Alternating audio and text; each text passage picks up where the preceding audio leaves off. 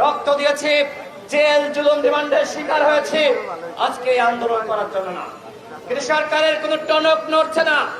সরকার সাধারণ মানুষের যে অনুভূতি, সাধারণ মানুষের সেন্টিমেন্ট বোঝার ন্যূনতম চেষ্টা করছে না। যদি সরকার মানুষের সেন্টিমেন্ট বুঝতে পারত, তাহলে ক্ষমতার চেয়ারে বসার সাথে সাথে শপথ নেওয়ার পরপরই তারা আওয়ামী লীগকে গণহত্যার দায়ে নিষিদ্ধ করত। কিন্তু এখনো পর্যন্ত সরকারের 9 মাস অতিবাহিত হয়েছে, ফ্যাসিস্ট আওয়ামী লীগকে তারা নিষিদ্ধ করার কোনো পদক্ষেপ গ্রহণ করে নাই। আমাদের সভাপতি 2টা জাতীয় সংলাপে বারবার বলার চেষ্টা করেছে, আপনারা আওয়ামী লীগকে নিষিদ্ধ করেন। যখনই আমাদের সভাপতি নুরুল হক নূর এই প্রসঙ্গ তুলেছে, তখন উপদেষ্টারা তাকে থামিয়ে দিয়েছে। তারা বলেছে আজকে এই বিষয়ে কোনো আলোচনা হবে না। তাদের কাছে আমার প্রশ্ন, তাহলে কবে আওয়ামী লীগের নিষিদ্ধের বিষয়ে আপনারা আলোচনা করবেন? এখন যখন যমুনা ঘেরাও করা হচ্ছে, শাহবাগ ব্লকেট করা হচ্ছে, যখন পল্টন অবরোধ করা হচ্ছে, তখন আপনাদের টনক নড়ছে। আপনারা তখন বলছেন জাতীয় সংলাপ। আরে ভাই, জাতীয় সংলাপের কথা তো আমরা একাধিকবার বলেছি।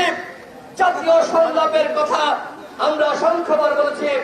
রাজনৈতিক ঐক্যমতের ভিত্তিতে আপনারা আওয়ামী লীগকে নিষিদ্ধ করুন, কিন্তু আপনারা রাজনৈতিক ঐক্যমত তৈরি করার কোন পদক্ষেপ এখনো পর্যন্ত গ্রহণ করেন নাই। গতকাল আমরা বলেছি 48 ঘন্টার মধ্যে জাতীয় সংলাপ ডেকে আওয়ামী লীগকে নিষিদ্ধ করার সমস্ত পদক্ষেপ গ্রহণ করতে হবে। আমরা সরকারকে শুভবুদ্ধির উদয় হয়েছে এই জন্য ধন্যবাদ জানাই যে আজকের গণমাধ্যমে দেখলাম সরকার জাতীয় সংলাপের উদ্যোগ নিতে যাচ্ছে। কিন্তু কেন এত আন্দোলনের পরে?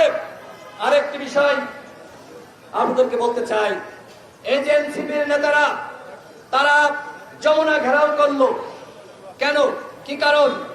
আমরা জানি ডিএমপির পক্ষ থেকে নিষেধাজ্ঞা দেওয়া হয়েছিল, 144 ধারা জারি করা হয়েছিল।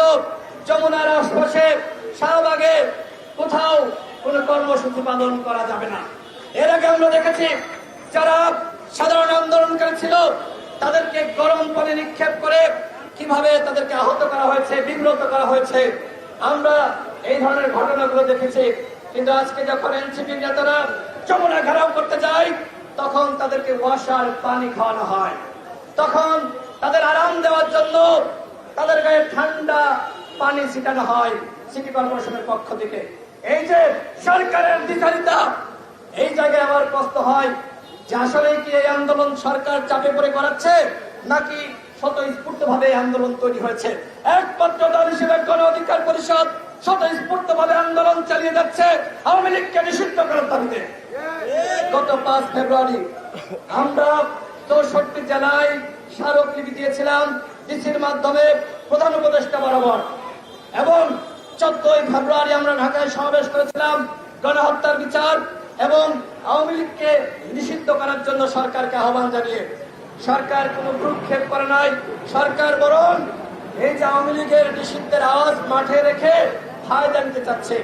একদিকে তারা আওয়ামী লীগের পুনর্বাসন করছে, উপদেষ্টারা রিফাইন্ড আওয়ামী লীগ গঠনের সাথে জড়িত বিভিন্ন এম্বাসির সাথে বৈঠক করছে, আন্তর্জাতিক বিভিন্ন কমিটির সাথে বৈঠক করছে।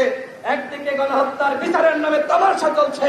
আমরা বলেছিলাম একটি ট্রাইব্যুনালের মাধ্যমে কোনোভাবে দ্রুত সময়ের মধ্যে বিচার করা সম্ভবপর হবে না।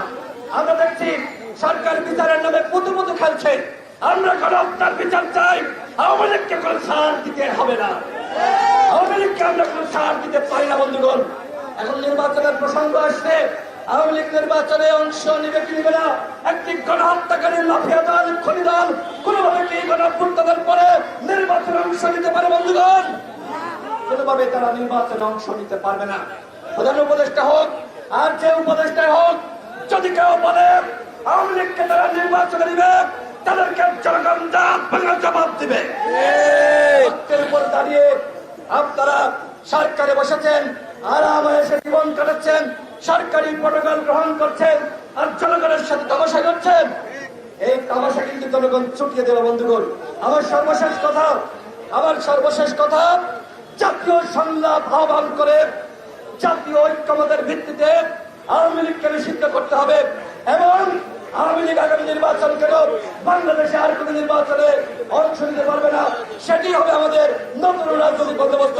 আমাদের সকলকে ধন্যবাদ।